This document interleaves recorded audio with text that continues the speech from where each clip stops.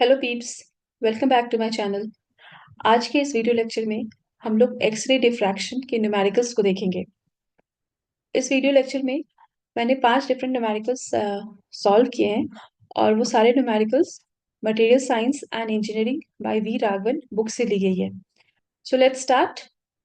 तो हमारा first question है, the first 3 lines from the powder pattern of a cubic crystal have following S values.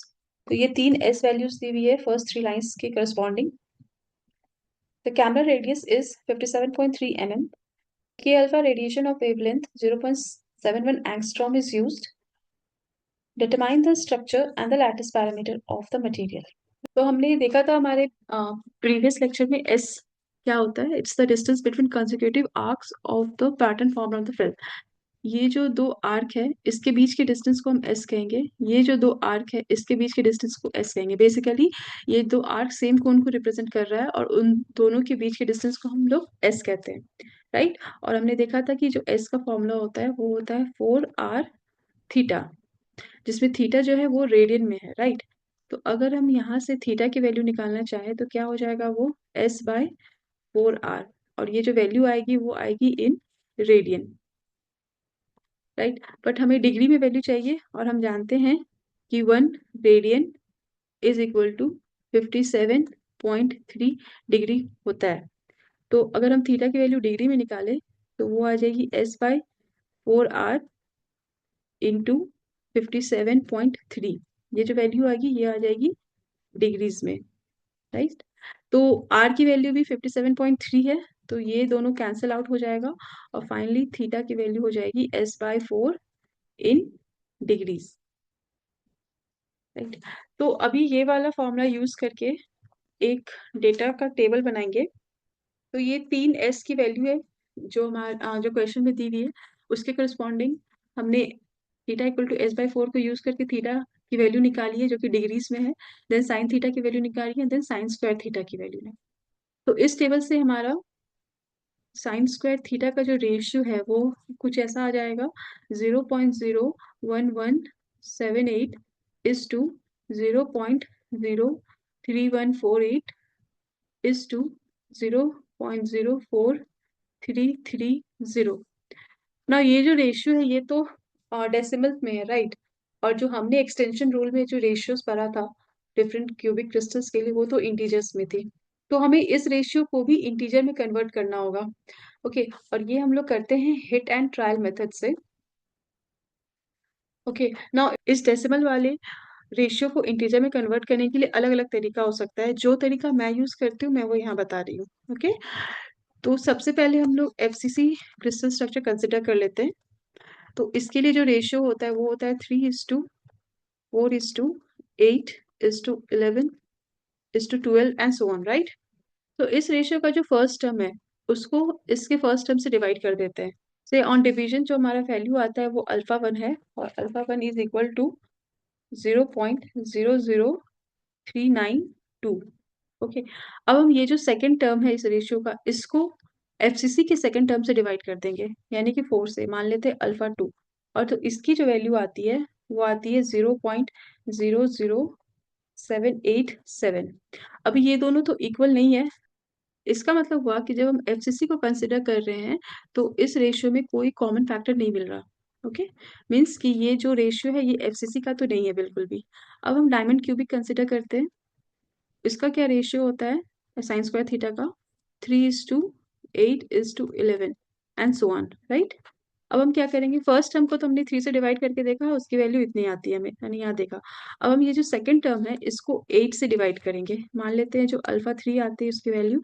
और जब α3 की जो वैल्यू है वो आपकी 0.00392 आ रही है। अब α1 and α2 sorry α1 is equal to α3, means कि ये जो टर्म है 0.00392 हम इससे कॉमन ले सकते हैं, इन दो टर्म से कॉमन निकाल सकते हैं। अब हम क्या करेंगे, फिर ये जो थर्ड टर्म है इसको डायमंड क्यूबिक के रेशियो के थर्ड टर्म से डिवाइड करेंगे, यानी कि 11 से डिवाइड करते हैं। मान लेते हैं उसकी वैल्यू α4 होगी और α4 की वैल्यू भी 0.00392 3 आ रही है। तो इसको हम अप्रोक्सीमेटली इक्वल कह सकते हैं अल्फा 1 अल्फा 3 के। अब इसका क्या मतलब हुआ कि ये जो हमारा रेशियो है जो डेसिमल में है, राइट, इसका हमें कॉमन टर्म मिल गया है जो कि ये है 0.00392। अगर इस रेशियो से हम इस वैल्यू को कॉमन निकाल लें तो ये रेशियो जो है हमारा इस इंटीजर रेशियो में कन्वर्ट हो जाएगा और ये करस्पॉन्ड करता है डायमंड क्यूबिक स्ट्रक्चर को। तो हमारा जो आंसर है to determine the structure of the cubic crystal, तो वो स्ट्रक्चर हो जाएगा डायमंड क्यूबिक। ओके, अब लैटिस पैरामीटर कैलकुलेट करते हैं। सिंस हमारा जो क्रिस्टल स्ट्रक्चर है वो है डायमंड क्यूबिक जिसका रेशियो है 3:8:11, राइट। तो हम जानते हैं कि ये जो फर्स्ट इंटीजर है ये फर्स्ट रिफ्लेक्शन को करस्पॉन्ड करता है। तो इसके लिए जो एच के एल की वैल्यू होगी वो हो जाएगी 111, राइट। अब हम ब्रैग्स लॉ यूज करेंगे, n lambda is equal to 2d sine theta.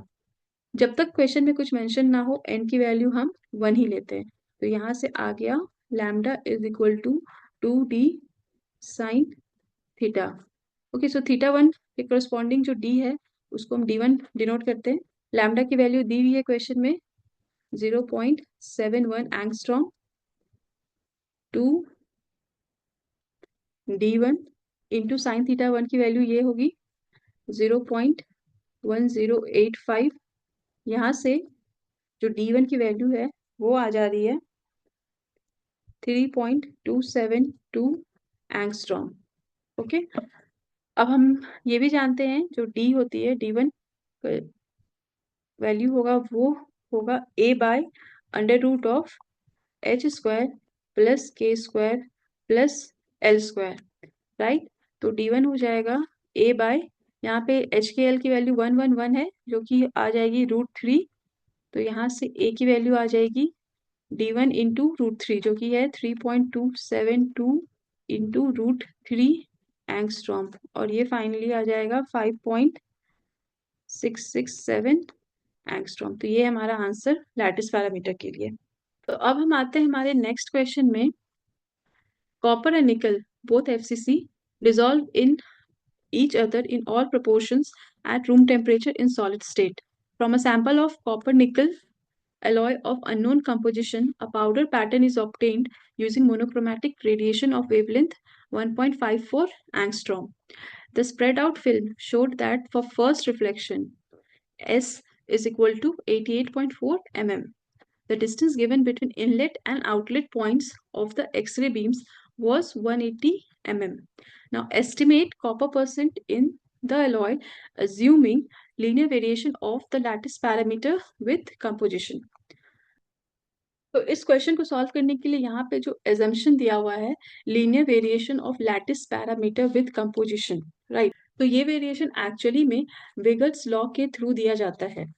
तो ये वेगर्स लॉ क्या है? वेगर्स law, it is an empirical rule that states that lattice parameter of a solid solution is a linear combination of the lattice parameters of the constituent elements. और ये जो आपका यहाँ equation है यही इस इक्वेशन को शो कर रहा है, मीन्स कि ये वेगर्स लॉ का मैथमेटिकल फॉर्म है। ए अलॉय यानी कि अलॉय का जो लैटिस पैरामीटर है that is equal to x है, यहाँ पे atomic fraction of element A है, इनटू ये जो है ए ये वाली टर्म है एलिमेंट ए की का प्योर एलिमेंट ए का लैटिस पैरामीटर। सिमिलरली एक्स भी है हमारा atomic fraction of element be in the alloy और ये टर्म है प्योर एलिमेंट बी का लैटिस पैरामीटर। ओके, अभी ये रूल जो है ये हर जगह एप्लीकेबल नहीं है। ये मोस्ट एप्लीकेबल तभी होता है जब जो एलिमेंट्स होते हैं जो अलॉय बना रहे हैं उनका सेम स्ट्रक्चर हो और सिमिलर केमिकल प्रॉपर्टीज हो। और ये जो है ये जो लॉ है ये जस्ट एक अप्रोक्सीमेशन है और ये हमेशा होल्ड नहीं होता है। बहुत सारे केसेस है जहाँ पे जैसे एटॉमिक साइज में डिफरेंस है सल्यूट एटम्स के, या फिर इलेक्ट्रोनेगेटिविटी में डिफरेंस है, या फिर नॉन आइडियल मिक्सिंग है, उन सब जगह पे ये आपका वेगर्स लॉ एप्लीकेबल नहीं है।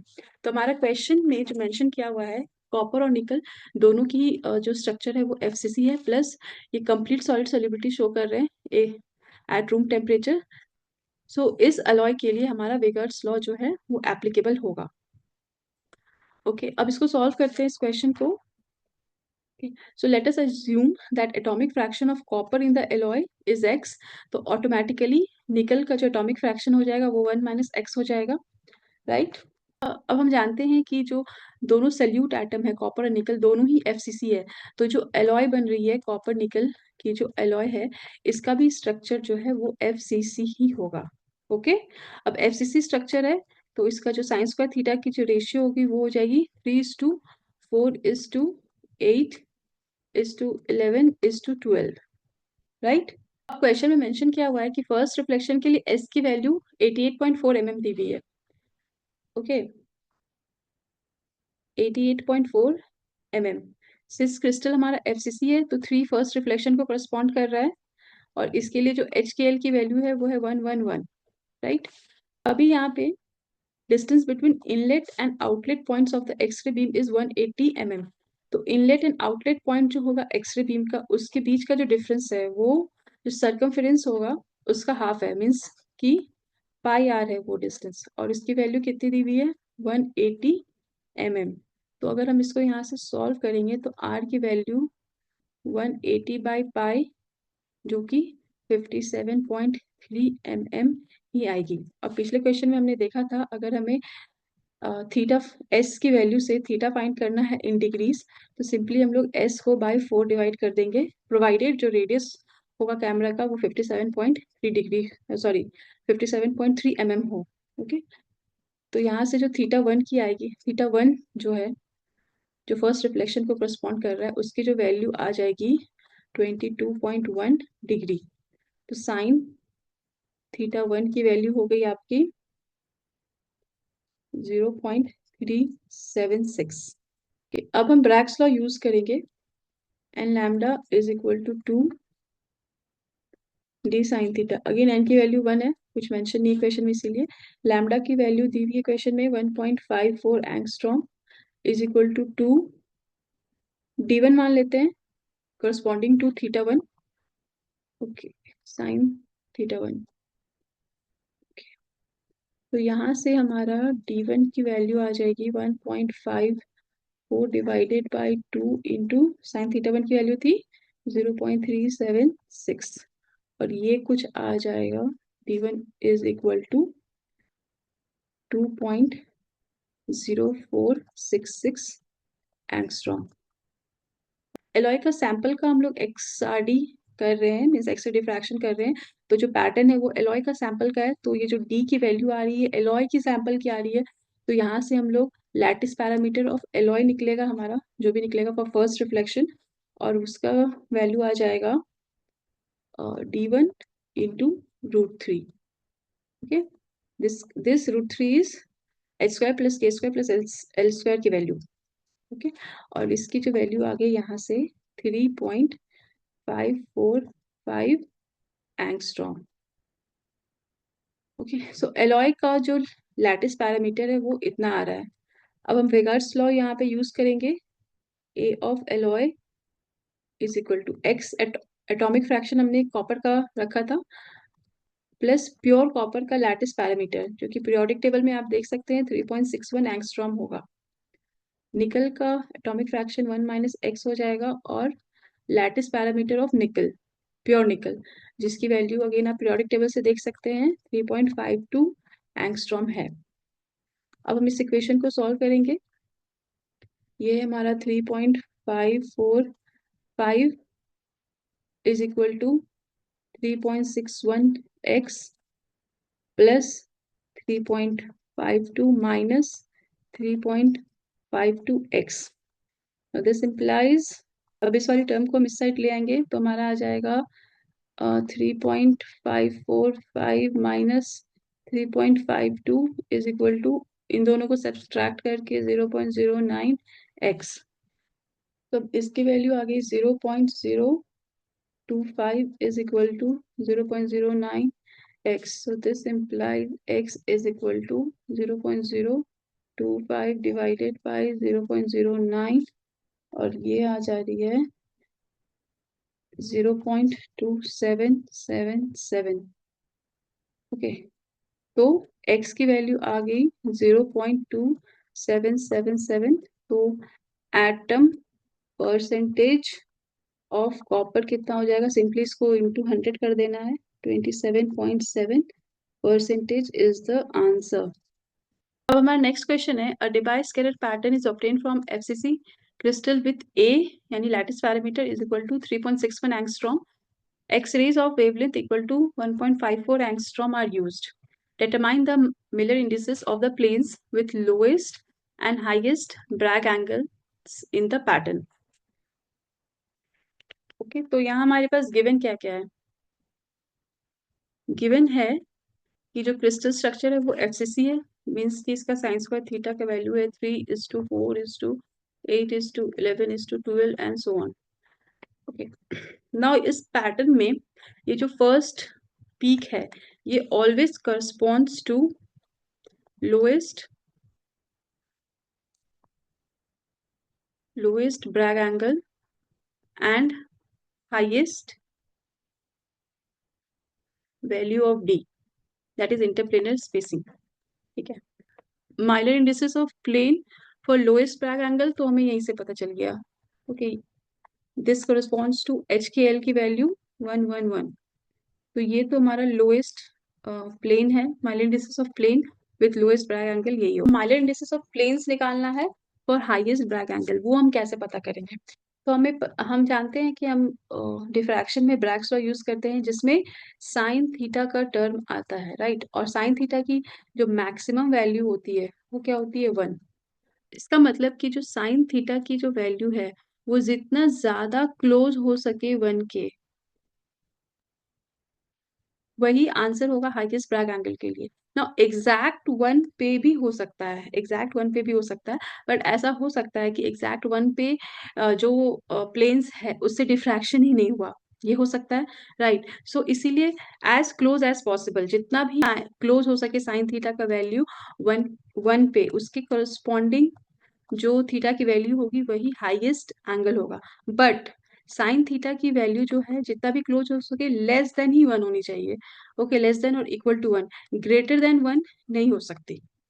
ओके, तो अब हम ये हाईएस्ट ब्रैग एंगल कैलकुलेट करने के लिए ब्रैग्स लॉ यूज करेंगे, n lambda is equal to 2d sine theta. अब हम जानते हैं कि अगर थीटा मैक्सिमम होगा तो जो डी है उसको मिनिमम होना होगा, तो ये हम डी मिन यूज कर रहे हैं और थीटा मैक्स यूज कर रहे हैं। एन की वैल्यू अगेन 1 ले लेते हैं, तो लैम्डा की वैल्यू दी हुई क्वेश्चन में 1.54 इज इक्वल टू 2 डी मिन। अभी साइन थीटा मैक्स, ओके, तो इसकी वैल्यू 1 मान के चलते हैं हम लोग, मैक्सिमम वैल्यू 1 हो सकती है तो 1 मान के चलते हैं कैलकुलेट करने के लिए। ओके, तो यहाँ से डी मिनिमम की वैल्यू क्या आ गई, सिंपली 1.54 डिवाइडेड बाई 2, जिसका वैल्यू है 0.77 एंगस्ट्रॉम। ठीक है, अभी d minimum is also equal to a divided by h square plus k square plus l square, इस डी को जो करस्पॉन्ड करेगा मिलर इंडिसेस वो। ए की वैल्यू हमें पता है 3.61 एंगस्ट्रॉम, डी मिनिमम की वैल्यू पता है, तो यहाँ से H square plus k square plus l square की वैल्यू आ गई ए बाई डी का होल स्क्वायर, जो कि आ रहा है 21.9। तो ये वैल्यू आई हमारी H square plus k square plus l square के लिए जब हमने साइन थीटा की मैक्सिमम वैल्यू यानी कि 1 लेके सॉल्व किया। ओके, अब हम जानते हैं कि साइन थीटा का वैल्यू ग्रेटर देन 1 नहीं हो सकता, तो अभी अगर हम लोग इस नंबर को इंटीजर में अप्रोक्सीमेट करेंगे तो जनरली हमें तुरंत हमारे दिमाग में स्ट्राइक करेगा 22, बट 22 नहीं होगा। क्यों नहीं होगा? क्योंकि ये जो वैल्यू आई 21.9 ये साइन थीटा इक्वल टू 1 के लिए आई है जो कि मैक्सिमम है, और साइन थीटा की वैल्यू ग्रेटर देन 1 नहीं हो सकती। अगर हम इसको 22 कंसिडर कर लेंगे तो साइन थीटा की वैल्यू ग्रेटर देन 1 होगी, जो कि पॉसिबल नहीं है, इसीलिए हम इसको 22 नहीं कंसिडर करेंगे। ये एक इंपॉर्टेंट मिस्टेक है जो हम लोग कर देते हैं, इसकी वैल्यू हमेशा 22 से कम होनी चाहिए। जो H square plus k square की जो वैल्यू आएगी वो मैंने जब कहा था कि साइन थीटा की जो वैल्यू है वो as close as possible to 1 होनी चाहिए एंड लेस देन 1, तो हम इससे लेस वैल्यू यूज करेंगे यानी लेस देन 21.9। तो अगर हम लोग नेक्स्ट इंटीजर जो कि लेस देन 21.9 है तो सबसे पहला आएगा 21। अभी 21 के करस्पॉन्डिंग जो h के l की वैल्यू आएगी वो होगी 421। ओके, बट ये हमारा करेक्ट आंसर नहीं है। क्यों नहीं है? क्योंकि क्रिस्टल जो है हमारा एफसीसी क्रिस्टल है और हम जानते हैं एफसीसी क्रिस्टल के लिए जो एच की एल की वैल्यू है वो या तो ऑल ऑड होनी चाहिए या फिर ऑल इवन होनी चाहिए। यहाँ पे 421 ये दोनों तो इवन है और ये ऑड है, तो ये कॉम्बिनेशन तो पॉसिबल नहीं है। तो नेक्स्ट इंटीजर जो होगा 21 से कम वो होगा 20। नाउ इसके लिए जो एच के एल की वैल्यू होगी वो होगी 4, 2 एंड 0। तो अगर हम इसको देखें तो 0 को हम इवन मान के चलते हैं और 4, 2, 0 ये सारा ही इवन है, राइट। ये हमारा सारे कंडीशन को सेटिस्फाई कर रहा है ये प्लेन। तो ये प्लेन जो है ये करस्पॉन्ड करेगा मैक्सिमम और हाईएस्ट ब्रैग एंगल को। ठीक है, तो हमारा आंसर हो गया फॉर मिनिमम इट्स 111 और लोएस्ट ब्रैग एंगल के लिए 111 और हाईएस्ट के लिए 420। तो इस तरीके से इस मेथड को फॉलो करके हम लोग किसी भी क्रिस्टल स्ट्रक्चर का planes with low Miller indices of planes with lowest और हाईएस्ट ब्रैग एंगल निकाल सकते हैं। ओके, ये तुम्हारा नेक्स्ट क्वेश्चन है। Only two reflections are observed on the powder pattern of a cubic crystal at Bragg angles of 34.0 degree and 65.51 degree. Chromium के alpha radiation is used. Determine crystal structure and the lattice parameter. Show that third and higher reflections cannot occur. तो इस question में दो theta की value दी हुई है। Okay, तो इस थीटा से हम साइन थीटा की वैल्यू निकाल लेंगे, उससे साइन स्क्वायर थीटा की वैल्यू निकाल लेंगे। ठीक है, तो ये साइन स्क्वायर थीटा की जो वैल्यू है वो डेसिमल फॉर्म में है। अब इस रेशियो को हमें इंटीजर में कन्वर्ट करना है, राइट। तो प्रीवियस क्वेश्चन में मैंने डिस्कस किया था कैसे इस तरीके के डेसिमल वाले रेशियो को हम इंटीजर वाले रेशियो में कन्वर्ट करते हैं hit and trial method use करके। कि इस क्वेश्चन के लिए मैं वो फिर से नहीं कर रही हूँ, यहाँ डायरेक्टली हम देख लेते हैं। ये जो जब हम इस डेसिमल को इंटीजर में कन्वर्ट करेंगे तो ये 3 और 8 आएगा। मीन्स कि जो H square plus k square या एल स्क्वायर या फिर साइन स्क्वायर थीटा की जो वैल्यू होगी, जो रेशियो होगी, अगर इंटीजर के फॉर्म में अगर हम लोग देखें तो वो 3:8 आएगा। और ये जो 3:8 वाला रेशियो है हम जानते हैं एक्सटेंशन रूल से अगर हम देखेंगे तो ये डायमंड क्यूबिक स्ट्रक्चर को करस्पॉन्ड कर रहा है। तो हमारा जो क्रिस्टल स्ट्रक्चर है वो हो गया डायमंड क्यूबिक। अब हमें लैटिस पैरामीटर फाइंड आउट करना है। ओके, तो हम जानते हैं ये जो साइन स्क्वायर थीटा का जो रेशियो आता है, साइन स्क्वायर थीटा कह ले या फिर H square plus k square plus l square कह ले, उसका जो रेशियो आता है उसमें जो फर्स्ट टर्म होता है, ये फर्स्ट टर्म जो है ये फर्स्ट रिफ्लेक्शन को करस्पॉन्ड करता है, राइट।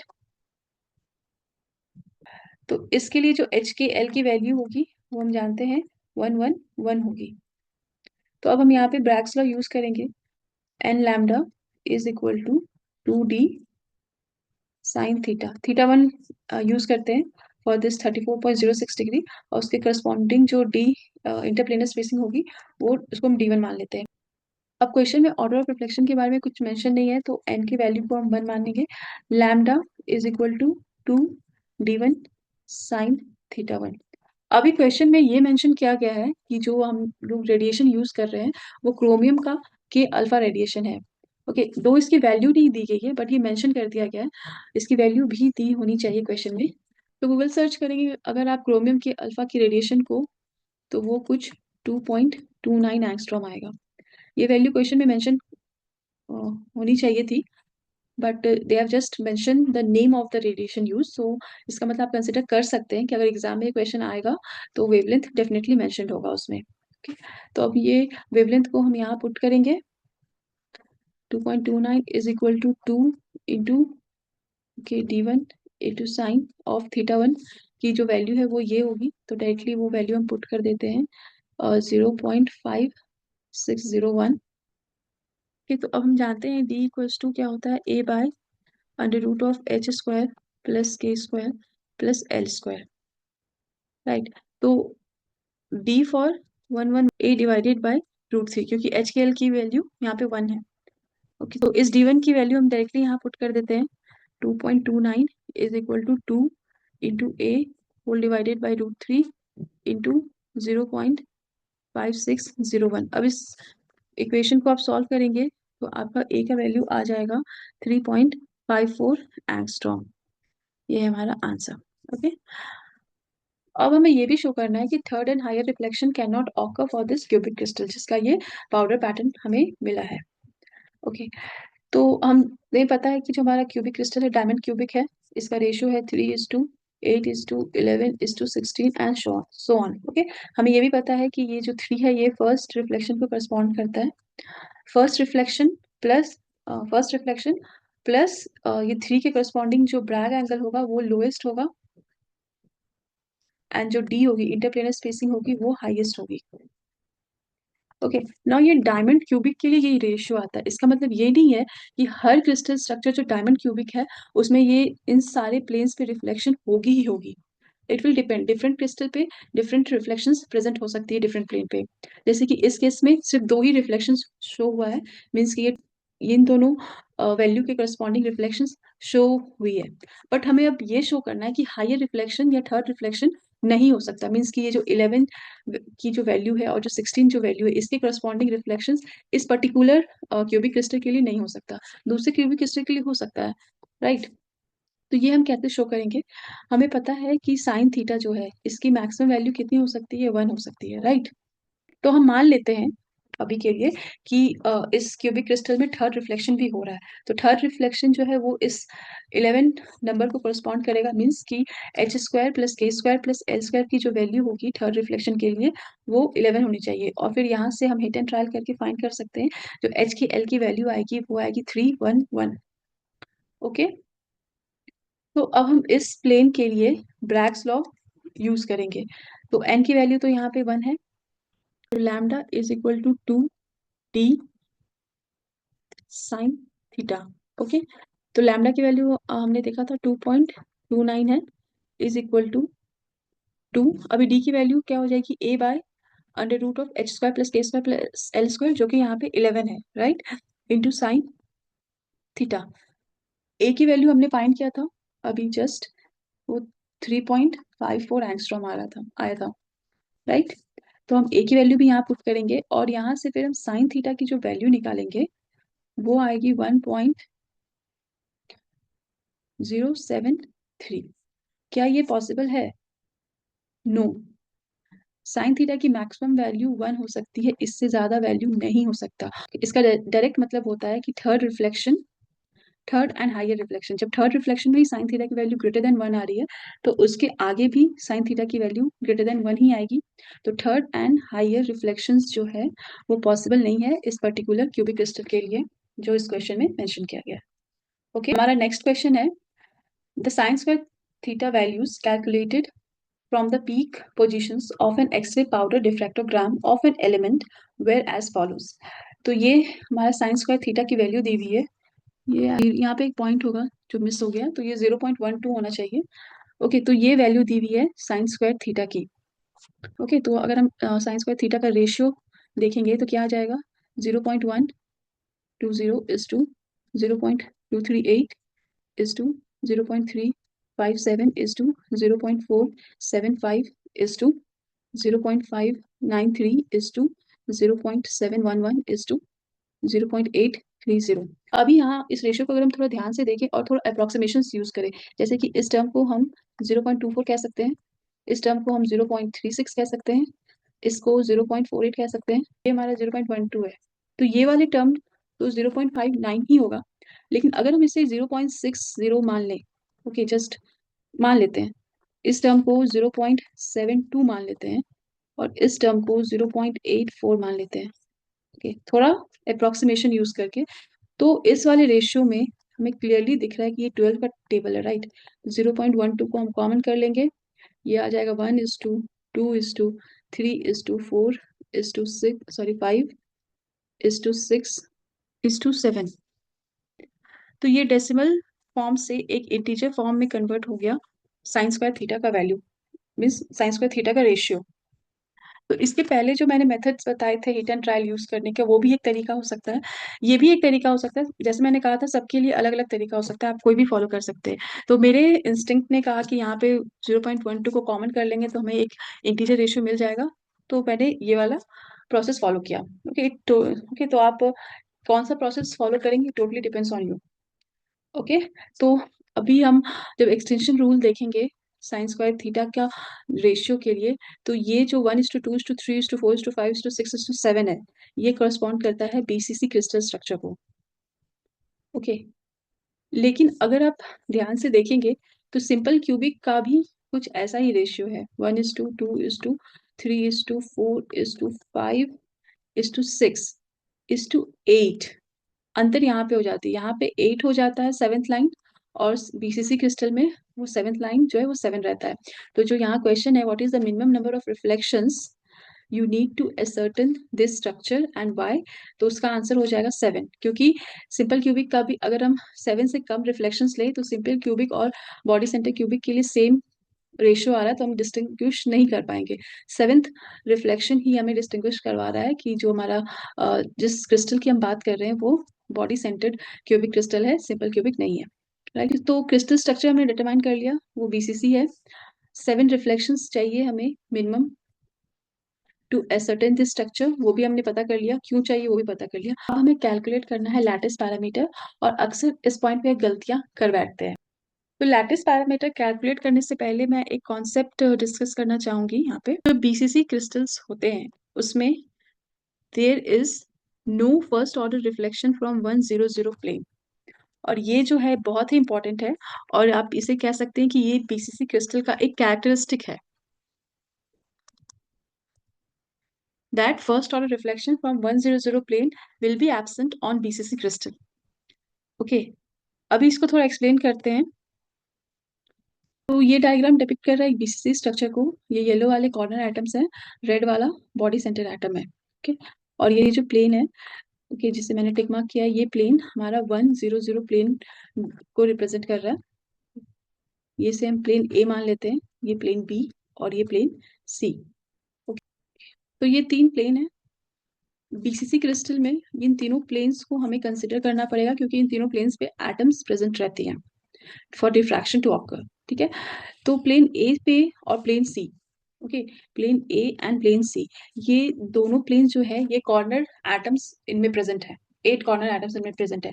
तो यहाँ से जो रेज डिफ्रैक्ट होगी, वो रेज जो है कंप्लीटली एक दूसरे के साथ इन फेज होगी, मीन्स कि वो लोग कंस्ट्रक्टिवली इंटरफेस करेंगे। लेकिन प्लेन बी जो है यहाँ पे इन दोनों प्लेन के मिडवे में लाई करता है, और इससे जो रे डिफ्रैक्ट हो रही है वो जो है इन दोनों ही रेस के साथ कंप्लीटली आउट ऑफ फेज होगी। ओके, प्लस जो कॉर्नर एटम्स है, जो 8 कॉर्नर एटम्स हैं, ये इनका जो इफेक्टिव नंबर ऑफ एटम होगा, राइट, 8 कॉर्नर एटम्स का, 8 कॉर्नर एटम्स के जो इफेक्टिव नंबर ऑफ एटम्स होंगे वो होंगे 1, राइट। और ये जो बॉडी सेंटर एटम है, single one body centre atom जो है, उसका जो इफेक्टिव नंबर ऑफ एटम होगा वो भी 1 होगा। इसका क्या मतलब हुआ कि जो इंटेंसिटी होगी जो वेव्स की, जो plane A and plane C से डिफ्रैक्ट कर रही है, okay, plane A plus C से जो वेव्स डिफ्रैक्ट कर रही है उसकी intensity will be exactly equal to the intensity of the wave जो प्लेन बी से डिफ्रैक्ट कर रही है। प्लस हमने ये भी देख लिया कि ए और सी से जो वेव्स डिफ्रैक्ट कर रही है वो कंप्लीटली आउट ऑफ फेज है उस वेव से जो बी से डिफ्रैक्ट कर रही है। तो इसका नेट रिजल्ट क्या हो गया? नेट रिजल्ट हो गया डिस्ट्रक्टिव इंटरफेरेंस, डीआई। कोई इंटरफेरेंस नहीं हुआ, इसलिए वहां पे कोई रिफ्लेक्शन ही नहीं हुआ। So this is the reason why BCC crystal में फर्स्ट ऑर्डर यानी कि एन की वैल्यू जब 1 होगी, फ्रॉम 100 प्लेन्स जो रिफ्लेक्शन होगी वो एब्सेंट रहता है। ओके, लेकिन but second order reflection from 100 plane is possible. अभी सेकेंड ऑर्डर रिफ्लेक्शन का क्या मतलब हुआ? इसका मतलब ये हुआ कि जो फर्स्ट ऑर्डर रिफ्लेक्शन में जो प्लेन्स के बीच की इंटरप्लेनर स्पेसिंग थी, से एक्स, ओके, जब सेकेंड ऑर्डर हम लोग कंसिडर करेंगे from same set of planes, इसका मतलब ये होगा कि जो वो इंटरप्लेनर स्पेसिंग जो थी वो x/2 हो गई, मीन्स कि वो हाफ हो गई। अब यहाँ पे plane A and plane B ही कंसिडर करना है हमें, तो यहाँ से जो रे डिफ्रैक्ट हो रही है उसका कंस्ट्रक्टिव इंटरफेरेंस हो रहा है, इसलिए वहां से रिफ्लेक्शन हो रहा है। और मेरी प्रीवियस एक्सरे डिफ्रैक्शन वाले वीडियो में जिसमें मैंने थ्योरेटिकल पार्ट डिस्कस किया था, वहां मैंने डिस्कस किया था कि अगर सेकेंड ऑर्डर रिफ्लेक्शन हो रहा है हमारा से 110 सेट ऑफ प्लेन से सेकेंड ऑर्डर रिफ्लेक्शन हो रहा है, so this reflection will superimpose on first order reflection from 200 planes. और ये दोनों ही प्लेन्स आपस में पैरेलल सेट ऑफ प्लेन्स होते हैं, राइट। तो ये कॉन्सेप्ट आपको समझना है तो आप फिर से मेरे प्रीवियस वीडियो में जाके समझ सकते हैं। तो इसलिए यहाँ पे ये कहा गया है कि second order reflection from 100 planes is possible and this reflection will superimpose on first order reflection from 200 planes. Okay, अब यहाँ पे एक क्वेश्चन आता है कि जब फर्स्ट ऑर्डर रिफ्लेक्शन जो है एब्सेंट है 100 प्लेन से, तो जो बीसीसी के लिए जो हमारा रेशियो आता है साइन स्क्वायर थीटा का 1:2:3:4:5:6:7, इसमें ये 1 मेंशन ही क्यों है यहाँ पे जब रिफ्लेक्शन एब्सेंट रहेगा? तो इसका आंसर ये होगा कि when we talk about the ratio of this sine square theta values in XRD pattern, we are comparing the angles at which any observed diffraction peak is present. Okay, ठीक है। Plus यहाँ पे हमने देखा था कि first order reflection from 100 plane नहीं हो रहा है, बट सेकेंड ऑर्डर रिफ्लेक्शन तो 100 प्लेन से हो रहा है, प्रेजेंट है वहां पे, राइट। तो मीन्स कि वहां पीक तो होगा, दो फर्स्ट ऑर्डर का नहीं सेकेंड ऑर्डर का है, इसीलिए ये 1 की वैल्यू यहाँ प्रेजेंट रहेगी। Okay, so this ratio does not only consider the first order reflection, it include peak from all possible reflection, including higher order ones. Okay, इसीलिए यहाँ पे ये 1 की वैल्यू भी रहेगी। अभी XRD पैटर्न्स में जैसे मैंने कहा कि absence of this first order reflection from 100 peak जो है, सॉरी 100 प्लेन जो है, ये बीसीसी क्रिस्टल का कैरेक्टरिस्टिक ही होता है, इसे हमें याद रखना होगा, राइट। ये जो मैंने कॉन्सेप्ट एक्सप्लेन किया उसके बेसिस पे जब हम लैटिस पैरामीटर कैलकुलेट करेंगे बीसीसी क्रिस्टल के लिए, तो हम सिंस हमें पता है कि ये एब्सेंट 1:2:3:4 एंड सो ऑन, तो ये रिफ्लेक्शन एब्सेंट होता है तो हम इसको कंसिडर नहीं करेंगे, हम डायरेक्टली इसको कंसिडर करेंगे। ओके ओके, तो ब्रैग्स लॉ क्या कहता है, n lambda is equal to 2d sine theta. तो हम सिंस इस वैल्यू को कंसिडर कर रहे हैं, यानी कि हम first order reflection from 200 planes को कंसिडर कर रहे हैं, क्योंकि ये reflection is going to superimpose on second order reflection from 100 plane, right, जो मैंने अभी जस्ट एक्सप्लेन किया। तो एन की वैल्यू यहाँ 1 पुट कर देते हैं, लैम्डा की वैल्यू सिंस यहाँ पे कॉपर के अल्फा रेडिएशन नेम मेंशन कर दिया गया है, लैम्डा की वैल्यू दी, लैम्डा की वैल्यू देना चाहिए था बट नहीं है, तो हम गूगल सर्च करके इसे फाइंड आउट कर लेंगे। बट डोंट वरी, एग्जाम में अगर ये क्वेश्चन आया तो लैम्डा की वैल्यू डेफिनेटली दी रहेगी। तो लैम्डा यहाँ पे कॉपर के अल्फा रेडिएशन के लिए 1.54 एंगस्ट्रॉम आता है। तो this is equal to 2 into d की वैल्यू हम जानते हैं, डी इज इक्वल टू होता है a by under root of h square plus k square plus l square. Now फिर इस केस के लिए, इस केस के लिए डी की क्या, एच के एल की क्या वैल्यू होगी, 200, राइट। तो डी को हम लोग कह सकते हैं simply a by under root of 4, जो कि a/2 है, राइट। a/2। तो सेकेंड पीक के करस्पॉन्डिंग साइन स्क्वायर थीटा की वैल्यू ये है, तो साइन थीटा की वैल्यू के लिए सिंपली इसको अंडर रूट कर देते हैं 0.238। यहाँ से हम लैटिस पैरामीटर का वैल्यू कैलकुलेट करेंगे और वो कुछ आ जाएगा 3.157 एंगस्ट्रॉम।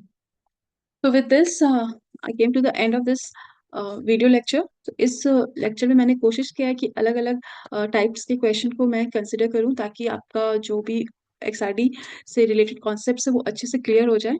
होप कि आपको ये वीडियो समझ आया होगा और आपके लिए यूजफुल रहा होगा। कि please like share and subscribe my channel. Thanks for watching.